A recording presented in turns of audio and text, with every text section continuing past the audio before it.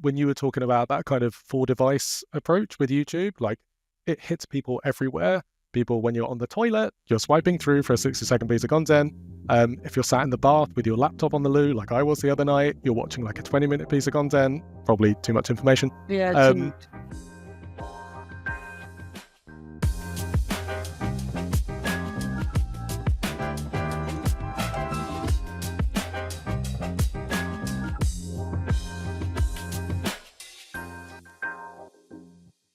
Hello and welcome back to the Media Odyssey. That is Marion. And this is Evan Chabaro.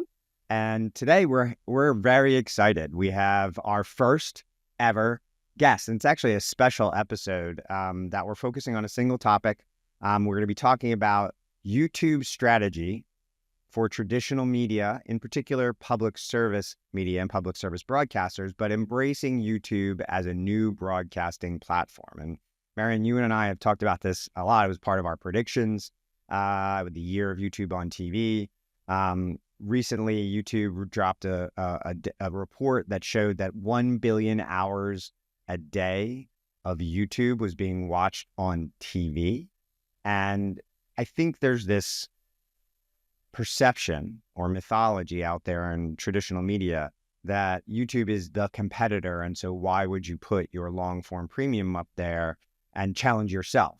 But that's not really, the way this new platform is going to work. Marion, what are your thoughts on that before we bring our special guest to the table? Yeah, absolutely. I think it's folks are, torn apart, right? They don't know. Ideally, you want to keep everyone within your own ecosystem and be the king of everyone. Be something to everyone. Today, viewership, attention is fragmented, and so essentially, as a business, you have a duty to be, anywhere where people are actually spending time. It's not that easy. Each of those platforms have their own code. So I'm excited to have our guest because, I think he's super well positioned to actually tell us how they went through that transformation and made that move, because we're just talking, right? We're not doing anything, correct? Yeah, right. We don't operate. We can pontificate all we want, but we don't really get in the mud and get our hands dirty. So without further ado, let's bring to the stage or to the pod our first ever guest on the Media Odyssey, Matt Risley, who is the managing director of Studio 4. Matt, did I get that right? 4 Studio, close enough. 4 Studio. You know what? Come on. You're British. You drive on the wrong side of the road. I reverse the words. So let's bring to the stage Matt Risley, managing director of 4 Studio. Nice. Thank you very much. And Matt, thank you so much for coming. We're actually not just going to talk about, we have a case study here in Channel 4 for how this might work or not, right? Yeah, and I think the headline is, it does work. But the way in which we've got to that point has been quite interesting and through a lot of testing and learning. So essentially, to give a bit of a spiel, 4 Studio is the department within Channel 4, public service broadcaster, that is responsible for Channel 4's end-to-end social strategy, your TikTok, X, Snapchat, etc. But YouTube within it has been a platform that has really shifted in priority for us over the last couple of years. When we kind of set off about 5 years ago, it was an important part of what we did, but it has definitely surpassed other platforms over time. And I think, to your point, it's because of that kind of merging of worlds and the changing in consumption habits and the growth of YouTube as a platform anyway. It is not just 60-second content. It is not just 10-minute kind of short form content. It's that and more. It's 30-minute content, 60-minute content, live streams. It is everything, and kind of, to me, at least, the future of consumption habits. So we've been on quite a journey since we started playing around. So let's roll back the clock a little bit. About 2 years ago, maybe a little over 2 years ago, you and I actually had a conversation on Zoom, and I was headed to your offices for a brainstorm around this topic in particular. And back then, you guys leaned into YouTube, you put episodes up there, but primarily it was seen as a marketing platform. Is that how you approached it back then? Yeah, essentially a couple of years ago, we put up clips, compilations. We were really trying to kind of drive engagement and viewing in short form around a lot of our linear output. And I think that conversation was fascinating, and it was kind of a bit of a gear shift internally in regards to other teams and kind of our collective business actually starting to understand the opportunity here. So since that, we now publish all of those clips and compilations to support our shows, but also we have original commissioning strategies purely for YouTube.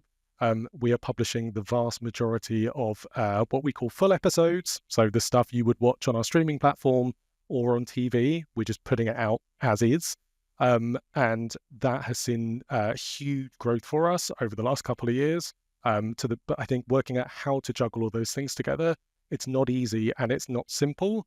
And so I totally get why as a starter for 10, even looking at this kind of beast is quite terrifying, especially for a lot of more traditional legacy businesses.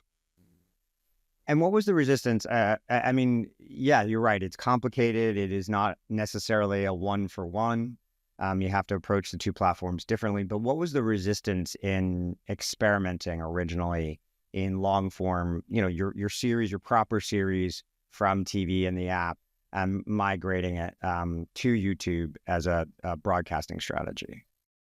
I think for years, our industry has been wrestling with the idea of like, oh my God, I need to take people from like linear TV onto a streamer. Like that in and of itself has been like, oh my God.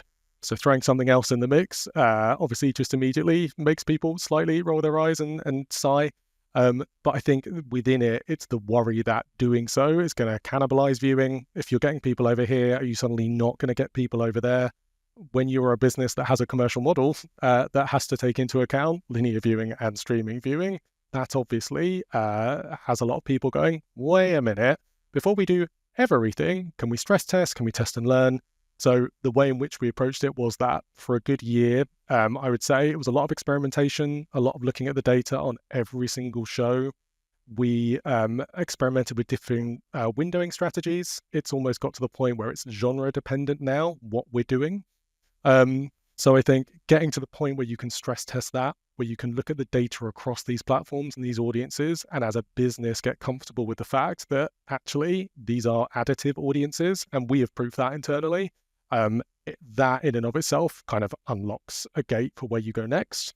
And that commerciality point as well, it's all well and good saying you've got 1 billion views on YouTube, but if you can't monetize them in the right way, that becomes problematic when you are trying to keep your major kind of business going. And again, we've been quite lucky in that we have a relationship with YouTube where we can partner sale. So we sell our own ads, similar to how we do it on streaming and linear.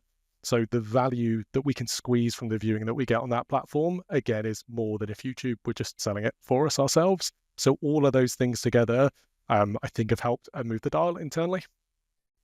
Can I ask, for your sales team, how's that working? Are they selling, everything together now, essentially? Yeah. So essentially they go out to trade, and when we talk about our offering, it is now TV, streaming, and YouTube. And again, the joy of the data of YouTube, you can start to really get under the bonnet of who those audiences are and how they may differ or complement. So being able to understand the value of these things helps us in market. It's also, you see the market changing, like advertisers want more of this, especially when they're focusing on younger audiences, which is increasingly where people are consuming content. So that's been quite a big shift as well. Are you happy with the data? Because that's the thing, right? When you leave your own and operate it, most folks are saying, oh man, I'm in the dark. It's the system is broken because, what counts as a view is different, etc. So you're happy with the data you're getting from these guys? Yes and no. Yes, I think compared to other platforms, it's pretty robust and it's pretty thorough, and you can get into the weeds pretty well. YouTube have been going for a long time. They know now what kind of traditional businesses want, and they understand, the kind of data. So yes, at a headline level, understanding how that then intersects with your streaming data and your linear data, that's a whole other story, which is everyone is kind of working that out as they go along, I think. Barb is brilliant now. It is able to bring in YouTube and linear and streaming, but kind of it's a subset of all the viewing you're getting. So with YouTube, you can get down to that granular level to the point of in a video, when is somebody switching off and why? So YouTube, we look at as step one for my team every day in regards to how we optimizing, how we growing, how we evolving, how you then make that joined up conversation behind the scenes. That's kind of That is a lot of legwork, and it's not perfect, but you've got to go at it with that kind of collaborative spirit in the first place to understand how can you join the dots.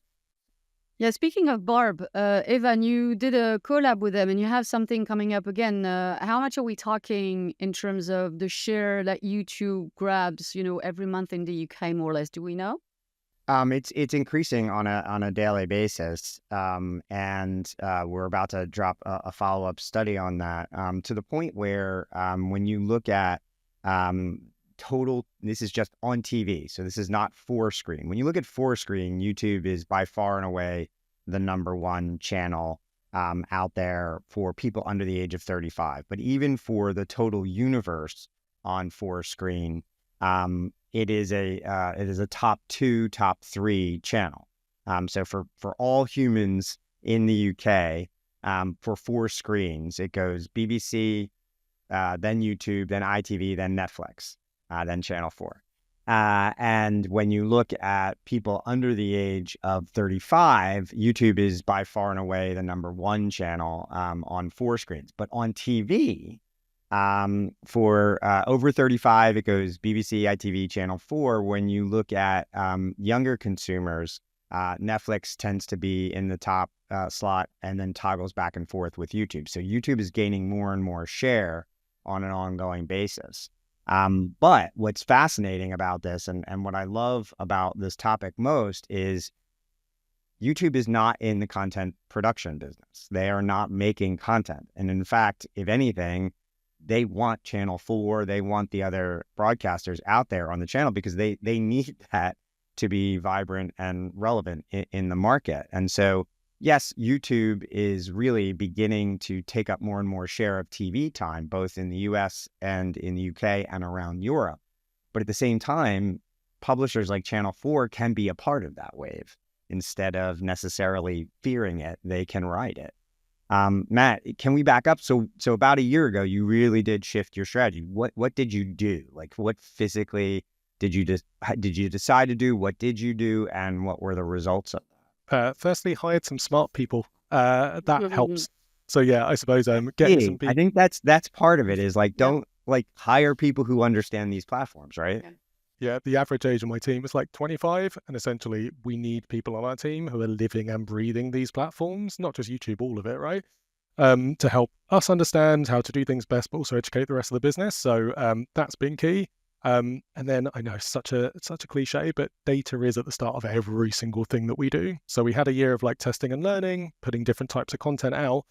We understood pretty quickly that longer form content, so 15, 20-minute plus, that was getting more reach than other content on a day-to-day, was monetizing better, and also niche works. So we have about 30 YouTube channels now. They are a mixture of beautiful things. Some are purely focused on shorts, some are focused purely on long form, most are focused on a medley of all of it. But I think understanding that every decision needs to be audience first. So of those 30 channels, a good example is we had a docs channel that was doing very well. It's up to about 800,000 subs now, but we realized Channel 4 has such a broad spectrum of documentary content. We can't just fling it all out on the same thing and just hope that it does well. So we have now basically got 4 or 5 different docs channels. That hero one is still kind of like cantering away and growing, but we now have specific niche audiences for kind of adventure content or emergency services content. We found a way to bundle our editorial strategy into specific channels and audiences, and that is what is helping content get disproportionate reach. And then on top of that, we have original strategies for content. So we have something called Channel 4.0, which is most of that content you won't see on TV or streaming.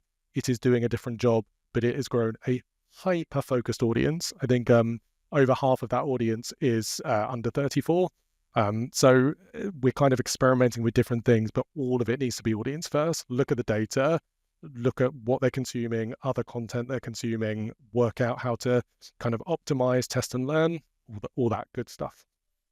So you didn't just go in, build a Channel 4 YouTube channel and off you went, right? So you really built a portfolio of channel. All are bearing your brand, but then you're focused on themes and genre, etc. Going back to the long form piece, so what does that mean in terms of what you're putting out there? Does that mean that you're building kind of back-to-back episodes, playlist type of things?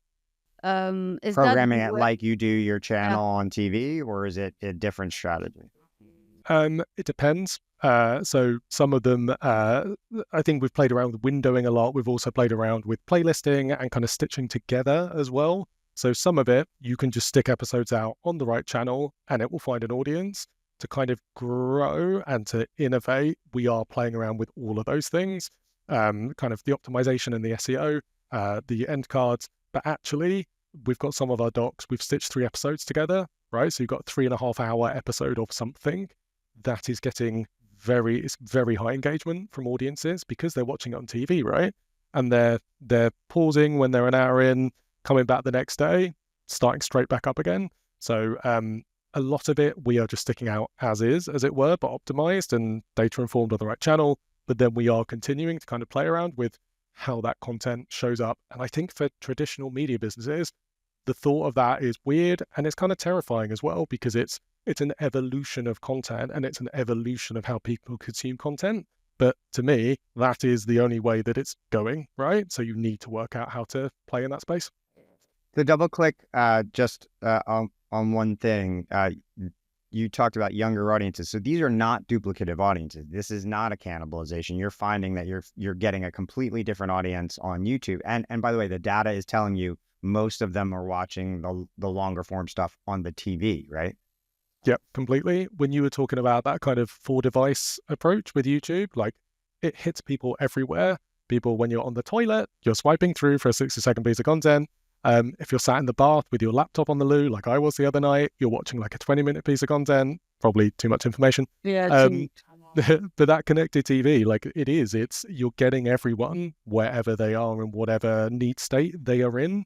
And I've experimented with it. You can sit in front of your TV at the exact same time of the day, then go into another room, open up your phone, completely different content, completely different duration, same logged in profile, right? But just completely different what you were being served. And talking about the content you're bringing out there, how do you initially decide what you're going to put on there? Right? Are you going, deep library and then you're keeping fresh stuff for the broadcast, or actually you're not, and based on the data, then, you're bringing what the audience want? Yeah, I think we start with rights. What are we allowed to do in the first place? That's a good start. And then, because, we have some rights, some of our programming on our streaming platform, we don't have the rights to do on YouTube. So what's the kind of pool that we have to play in the first place? Then it is marrying it up with who are the audiences we've got and where could this make sense? But we've got examples of some shows where we've published it on one channel thinking it would do really well. It hasn't. Give it a week, publish it on another channel. Bonkers numbers, like 1,000% increase. Wow. So that, again, having that network and that multi-channel network, your own broadcast network, it really helps you in regards to playing around. And so we were lucky enough, you have a report about this coming out next week, right? And you're going to be talking about this at MIP London too, as well. Yes, I'll see you there. And we will be there doing our first live podcast. So you gave us, we were fortunate enough, we were actually breaking news on the pod. You gave us access to the data, and I want to show. So you started really leaning into this about a year ago, right? After a year of experimentation. And we have results. We actually have physical results that we can share. This is our first screen share on the pod too. So many firsts today. It's going to go wrong. I have a feeling it's going to go wrong. No. Hey. There it is. See, we can see it. And in the inimitable eShop silly graphic style. So you increase the amount of long form. So this is you qualify this as 20 minutes plus. Yeah, more or less. So you leaned into the long form uploads that you were doing, and you increased in the year the percentage or the amount of long form content that you have on your various YouTube channels by 81%. Yes. And then explain this next data point to me. This is, so your total time viewed across all your channels rose 105% as a result? Yeah. So essentially, exactly as you said, this is a nice graph, isn't it? Lots of green. We increased our long form content disproportionately. We ended up with more time viewed as a result. And then revenue was kind of equivalent in the jump up as well in regards to that longer form content. But it is connected TVs is where YouTube is trying to drive its viewing experience. It monetizes better, like you get better distribution. We have seen that through everything that we've been doing, and you can see it on this slide. So you would not only did this viewing increase, but it increased on the TV. So this was, obviously you got more across all your devices, but specifically the majority of growth was driven by TV viewing on the YouTube. Yes, for sure. And that's, I think, to the revenue point, something that Marion brought up, and something that I think is kind of a mythology or a misunderstanding about the platform is you're out there, your team or your ad sales team is out there selling this inventory. Yep. And that has been, it has been a sea change for us internally, both in regards to how we view the platform, but also understand the value of this longer form content. So just exactly as you've said, Evan, like when we go out to sell, we are selling YouTube as part of our whole offering now. And it's, I'll be honest, like it's not straightforward or simple. It's not like you get a view, it monetizes at this, when it's this length and everyone's happy.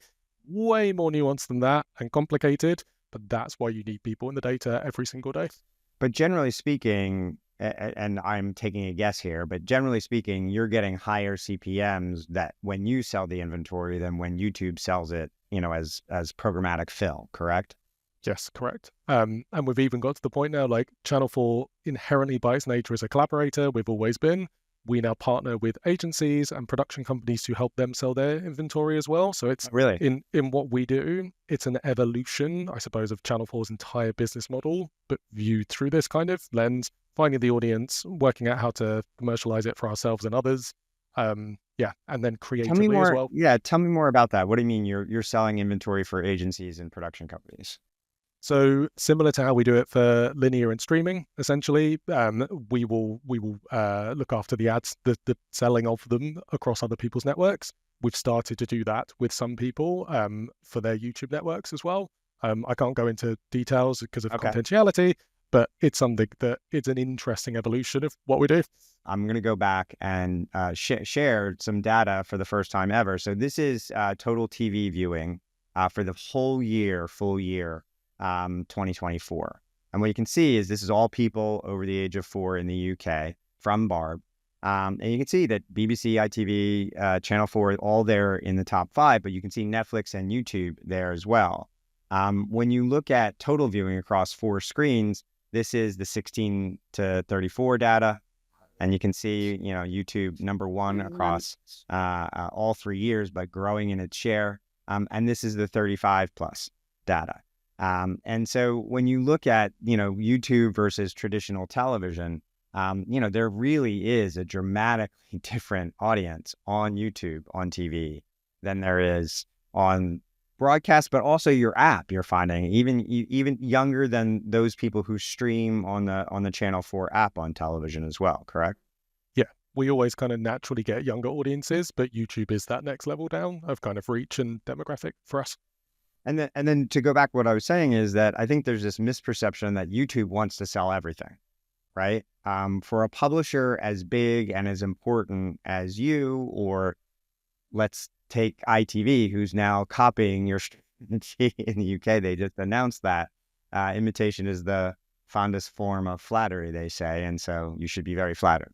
But YouTube is great at selling mass, across the planet Earth, even demographics, but what they're not good at, and they're actually prohibited from doing, is selling your channel in particular. And for the right publishers, those who are big enough, but also who have the team internally, talented enough to sell, they would prefer that the publisher sell it because the CPM is actually higher. You're going to get a better package deal for everyone else. And by the way, I'm not breaking any news here. They've said this publicly. This is their partners program that they talk about. Although not always as frankly as we're speaking here. And so, the idea that you can go out and sell this inventory and make more money and discrete money, then there's this other kind of knock that you hear is, well, you have to split the money with YouTube. But if you're not getting the money, all of it's additive. And what you're finding is this is new revenue for you. Yeah. Yeah, completely. Rewind 5 years ago, we didn't make any money from any social platform. And I know YouTube isn't really social, but I'm bundling it in just because of everything. And now we're making kind of healthy 8-figure sums a year from all of this activity. So, but to your point, Evan, you need to start somewhere. And I think there is an existential hump that businesses like mine need to confront and then get over to get to the point where you get to feel more comfortable with it. But as you've said, the lovely thing is, we have experimented, we have innovated, we are leading the charge, and we've learned that it shouldn't be as scary as people probably think it is, but you need the right people to help drive that forward in a way that doesn't kind of throw everything off its axis. And Matt, if I may, are you able to then see, because it's great to, access a younger demos on YouTube, but ultimately somehow you want to bring them in within your own and operated, right? And so are you able to see how people are actually now, maybe founder of your brand, of your IPs, and it's pushing younger audiences to come to linear TV, come to your hub, etc.?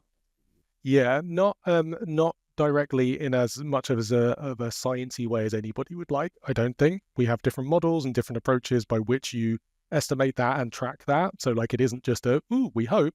We have different approaches through which you try to understand that. But these platforms were built in a way where they do not want people to spend more time off of them. So that existential push and pull and that tension is inherently there. And there need to be models and strategies you come up with to try to understand that over time. But yeah, at the moment, we believe it's all additive, and we are learning over time how, if that is the default, how you then start to understand the audiences in each of these spaces and start to move them around and what that could look like. But if anyone does have the answer to that, please let me know. Yeah. That'd be lovely. And the other thing is the work you've done on YouTube, is there a way to capitalize on that and then, improve what you do on Snap, TikTok, and the likes?